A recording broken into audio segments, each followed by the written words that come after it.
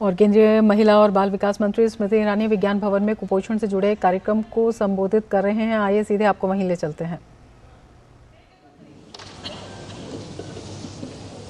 आज मीडिया के कुछ ऐसे मित्र यहाँ पधारे हैं जो अक्सर ना ग्रामीण अंचल की महिलाओं के कार्यक्रम में दिखते हैं, ना गरीब बच्चों के जमावड़े में पाए जाते हैं, और उन्हें हमने विशेष आमंत्रण इसलिए दिया और उनका स्वीकार करना हमारे निमंत्रण को इस बात का संकेत है कि वो भी जानते हैं कि हमारे राष्ट्र के सुरक्षित और स्वस्थ भविष्य के लिए ये जरूरी है कि जो महिला आंगनबाड़ी दीदी के रूप में, आशा बहन के रूप में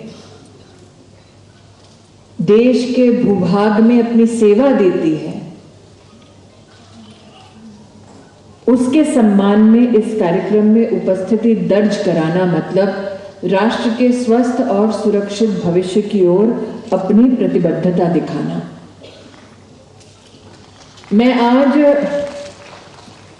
इस मंच पर विराजमान सिंथिया मैकैफ्री, जो यूनिसेफ की भारत की अध्यक्षता के रूप में, कंट्री हेड के रूप में सेवा दे रही हैं, सुजन जो यूएन विमेन की ओर से भारत में सेवा दे रही हैं, मिस पेडन जो WHO की ओर से भारत में डेप्यूटी कंट्री हेड के रूप में सेवा दे रही हैं, उनको हिंदी में नहीं अंग्रेजी में 2-3 चीजों पर संबोधित विशेष रूप से करना चाहती हूं।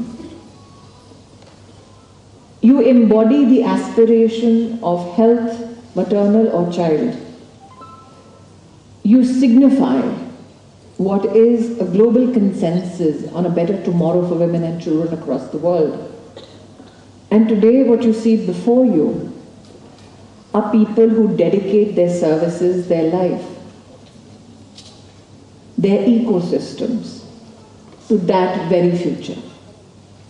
In your presence today, you see what my nation's humanity, what my civilizational culture, and what systemic collaboration is all about. समन्वय की शक्ति क्या है?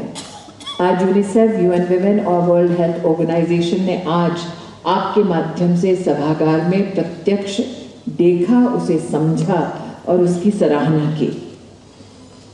Bill and Melinda Gates foundation की अनुपस्थिति में ऐसे पार्टनर्स का भी इस मंच पर मैं आभार व्यक्त करती हूं। लेकिन समन्वय की असली ताकत क्या होती है, उसका कुछ शब्दों में ही मैं उल्लेख करना चाहूंगी। यह सत्य है कि हमारे देश में 1970 के दशक से आंगनबाड़ी की व्यवस्था कैसी हो, इस पर चिंतन मंथन चला आ रहा था। लोग देश की संसद में, संसद के बाहर इस विषय पर मार्गदर्शन देते रहे, लेकिन राष्ट्र के इतिहास में पहली बार प्रधानमंत्री मोदी ने कहा कि ये एक आंगनबाड़ी की सहायिका या दीदी का मिशन नहीं, ये एक नेशनल फ्लैगशिप मिशन बनेगा।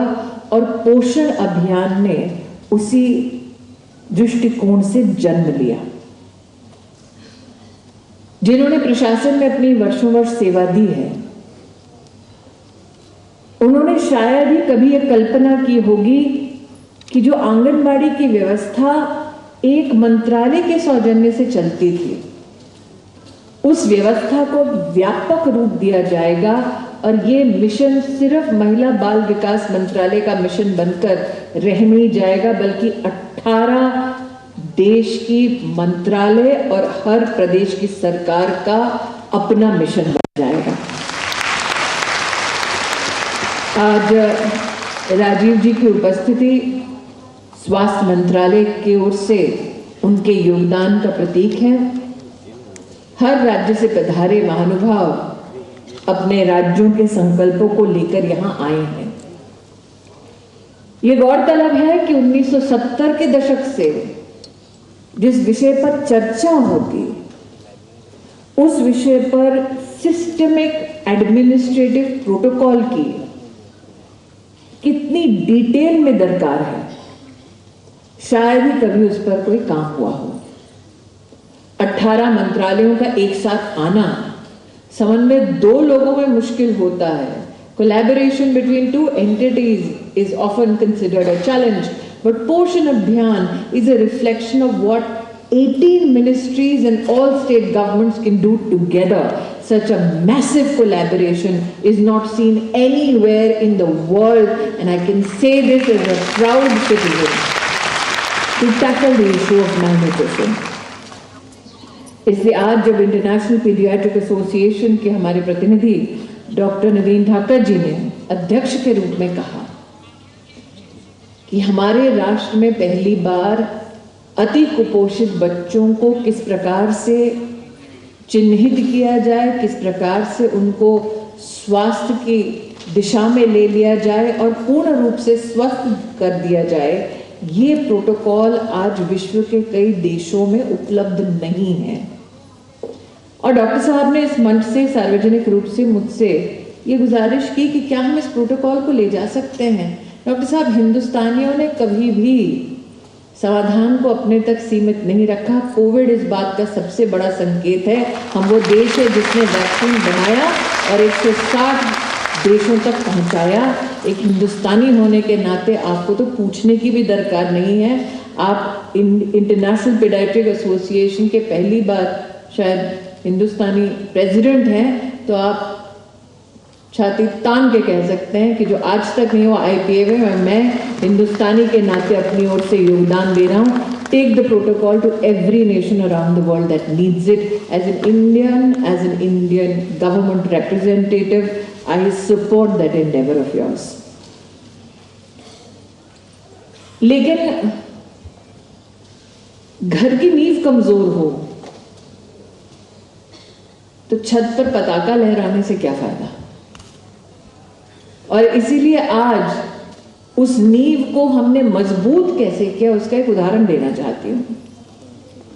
कई बार लोगों को ये लगता है कि बच्चे को कुपोषण से मुक्त करना, सुपोषित करना, ये मात्र आंगनबाड़ी के कार्यकर्ताओं का काम है।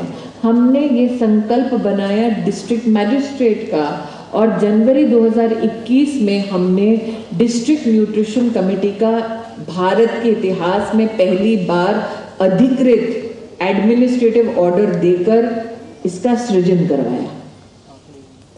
आज मेरा हर प्रदेश की सरकार से, हर जिला के अधिकारी से विशेष निवेदन है कि आप उस डिस्ट्रिक्ट न्यूट्रिशन कमेटी की बैठक पर तवज्जो दें, उस पर ध्यान दें, क्योंकि इमारत हम मजबूत बना रहे हैं, उसकी नींव मजबूत रहे, इसकी सबसे बड़ी जिम्मेदारी उस डिस्ट्रिक्ट न्यूट्रिशन कमेटी की है। मैंने कोविड का उल्लेख किया।